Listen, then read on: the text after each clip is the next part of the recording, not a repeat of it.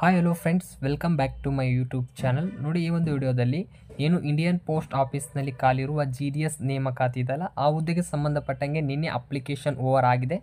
ಈಗಾಗಲೇ ಒಂದು GDS application ಹಾಕಿರ್ತಾರೆ. ಅಲ್ಲಿ ಏನಾದರೂ ನಿಮಗೆ ಮಿಸ್ಟೇಕನ್ನು ಆಗಿದ್ದರೆ ನಿಮಗೆ ಎಡಿಟ್ ಮಾಡಲು ಅವಕಾಶವನ್ನು ಕೊಟ್ಟಿರ್ತಾರೆ.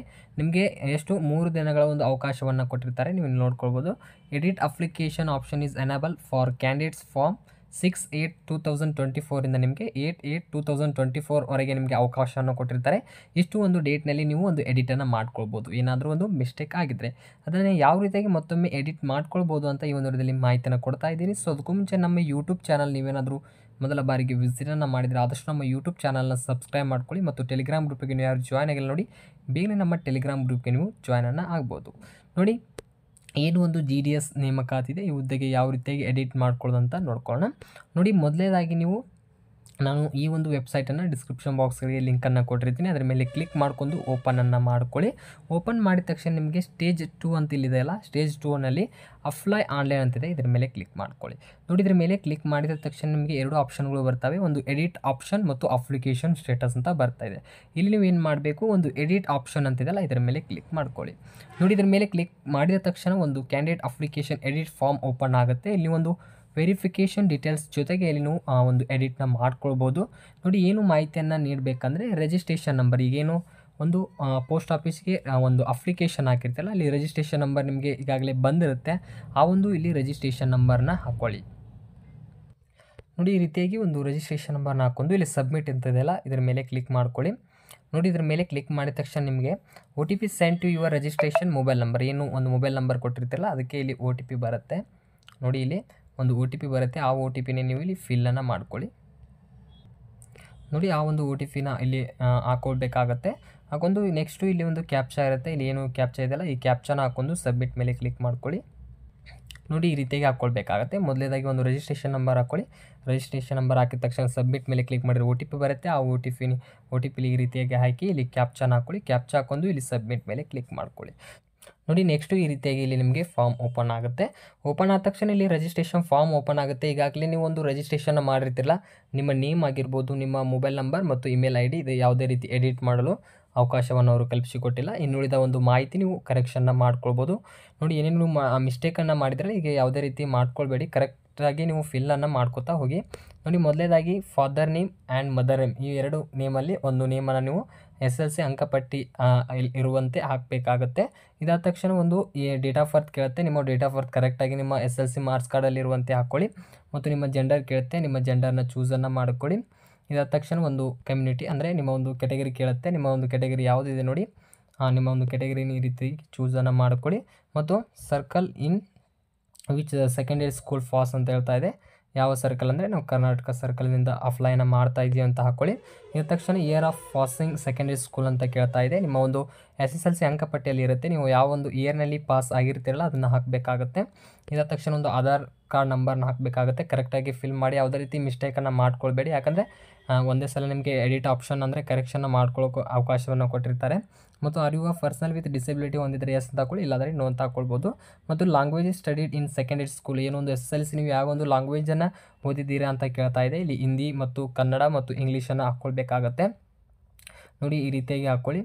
ಹಿಂದಿ, ಇಂಗ್ಲೀಷ್ ಈ 3 ಸಬ್ಜೆಕ್ಟನ್ನು ನಾವು SSLCಯಲ್ಲಿ ಸ್ಟಡಿಯನ್ನು ಮಾಡಿದ್ದೀವಿ ಅಂತ ಹಾಕಬೇಕಾಗತ್ತೆ. ಇದಾದ ತಕ್ಷಣ ವೆದರ್ ಎಂಪ್ಲಾಯ್ಡ್ ಕೇಳ್ತಾ ಇದೆ. ನೀವೇನಾದರೂ ಸರ್ಕಾರಿ ಹುದ್ದೆಯಲ್ಲಿ ಇದ್ದರೆ ಎಸ್ ಅಂತ ಹಾಕ್ಕೊಳ್ಳಿ, ಇಲ್ಲಾಂದರೆ ನೋ ಅಂತ ಹಾಕ್ಕೊಳ್ಳಿ. ಮತ್ತು ಕೊನೆಯದಾಗಿ ಒಂದು ಫೋಟೋ ಮತ್ತು ಒಂದು ಸಿಗ್ನೇಚರ್ನ ಅಪ್ಲೋಡ್ನ ಮಾಡಬೇಕಾಗತ್ತೆ. ನೋಡಿ, ಫೋಟೋ ಯಾವ ರೀತಿಯಾಗಿ ಇರಬೇಕಂದ್ರೆ ಒಂದು 50 KB ಒಳಗಿರಬೇಕು, ಅದು GPG ಫಾರ್ಮೆಟಲ್ಲಿ ಅಪ್ಲೋಡನ್ನು ಮಾಡ್ಕೊಳ್ಬೇಕು. ಮತ್ತು ಸಿಗ್ನೇಚರ್ ನಿಮಗೆ 20 KB ಒಳಗಿರಬೇಕು, ಅದು ಒಂದು GPG ಫಾರ್ಮೆಟಲ್ಲಿ ಅಪ್ಲೋಡನ್ನು ಮಾಡಬೇಕು. ಈಗಾಗಲೇ ನಾನು ಸಾಕಷ್ಟು ವಿಡಿಯೋನ ಅಪ್ಲೋಡನ್ನು ಮಾಡಿದ್ದೀನಿ. ಒಂದು ಫೋಟೋ ಯಾವ ರೀತಿಯಾಗಿ ರಿಸೈಸನ್ನು ಮಾಡಬೇಕಂತ ವಿಡಿಯೋನ ಚೆಕ್ಔಟ್ ಮಾಡಿ, ಅಥವಾ ನಾನು ಡಿಸ್ಕ್ರಿಪ್ಷನಲ್ಲಿ ಆ ಒಂದು ಫೋಟೋ ರಿಸೈಸನ್ನು ಮಾಡೋ ವಿಡಿಯೋ ಲಿಂಕನ್ನು ಕೊಟ್ಟಿರ್ತೀನಿ. ಅದರ ಮೇಲೆ ಕ್ಲಿಕ್ ಮಾಡ್ಕೊಂಡು ನಿಮ್ಮ ಒಂದು ಫೋಟೋ ಮತ್ತು ಸಿಗ್ನೇಚರ್ನ ರಿಸೈಸನ್ನು ಮಾಡ್ಕೊಳ್ಳಿ. ಇಷ್ಟು ಡೀಟೇಲ್ಸ್ ನೀಡಿ ನೆಕ್ಸ್ಟು ಸಬ್ಮಿಟ್ ಮೇಲೆ ಕ್ಲಿಕ್ ಮಾಡ್ಕೊಳ್ಳಿ. ನೋಡಿ, ಸಬ್ಮಿಟ್ ಮೇಲೆ ಕ್ಲಿಕ್ಕನ್ನು ಮಾಡ್ಕೊಳ್ಳಿ.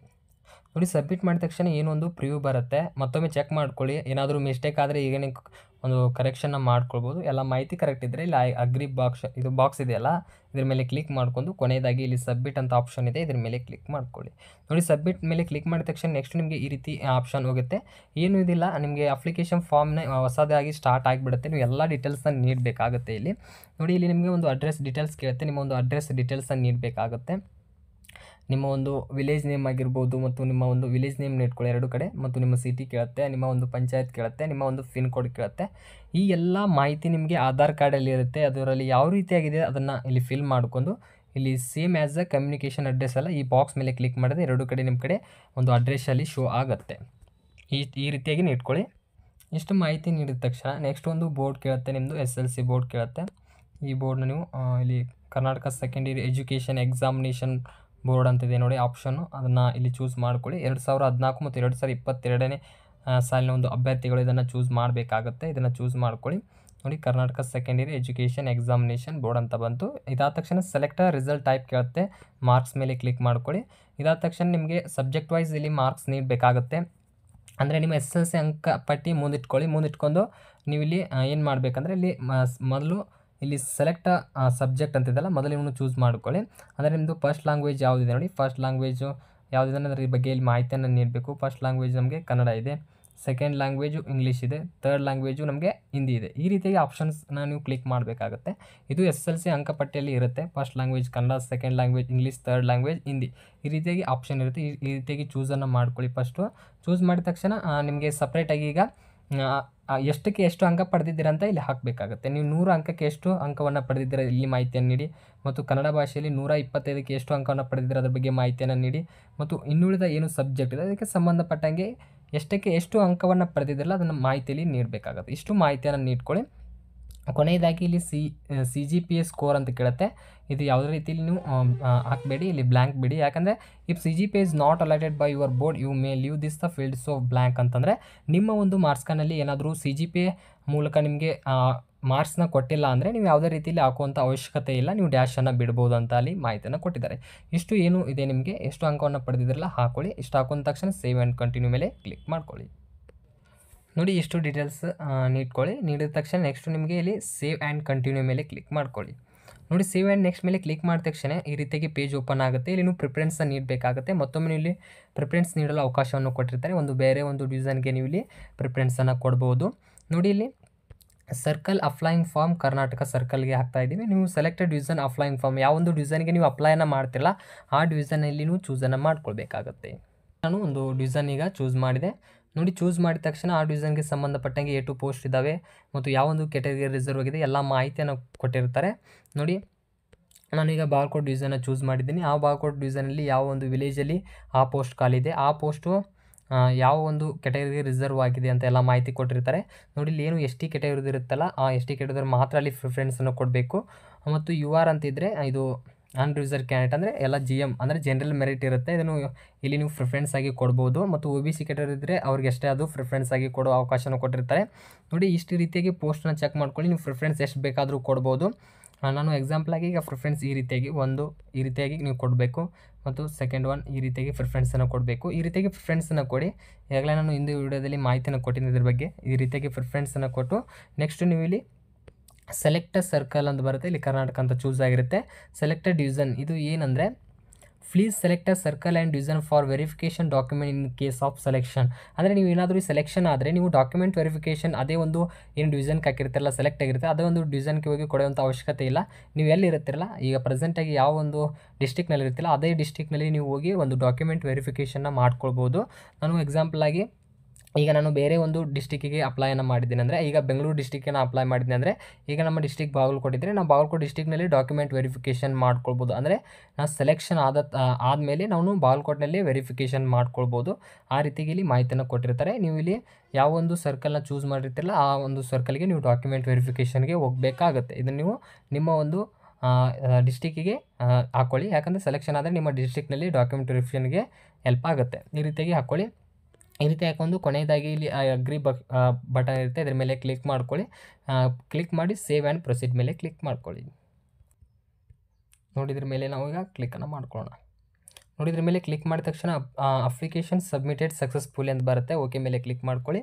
ಓಕೆ ಮಾಡಿದ ತಕ್ಷಣ ನಿಮಗೆ ಈ ರೀತಿಯಾಗಿ ಪೇಜ್ ಓಪನ್ ಆಗುತ್ತೆ. ಏನೋ ಒಂದು ಎಡಿಟ್ ಕರೆಕ್ಷನ್ ಮಾಡ್ಕೊಂಡಿರ್ತಾರಲ್ಲ ಎಲ್ಲ ಇಲ್ಲಿ ಡೀಟೇಲ್ಸ್ ಬಂದಿರುತ್ತೆ. ಇದನ್ನು ಮತ್ತೊಮ್ಮೆ ನೀವು ಪ್ರಿಂಟನ್ನು ಮಾಡ್ಕೊಳ್ಳಿ. ಪ್ರಿಂಟ್ ಬರಲಿಲ್ಲ ಅಂದರೆ ಸ್ಕ್ರೀನ್ಶಾಟ್ ತೊಗೊಳ್ಳಿ. ಸ್ಕ್ರೀನ್ಶಾಟ್ ತೊಗೊಂಡು ನೀವು ಸೈಬರ್ ಸೆಂಟರ್ನಲ್ಲಿ ಹೋಗಿ ಅದನ್ನು ಜೆರಾಕ್ಸ್ ಅಂದರೆ ಜೆರಾಕ್ಸ್ ಮಾಡಿಸ್ಕೊಳ್ಳಿ.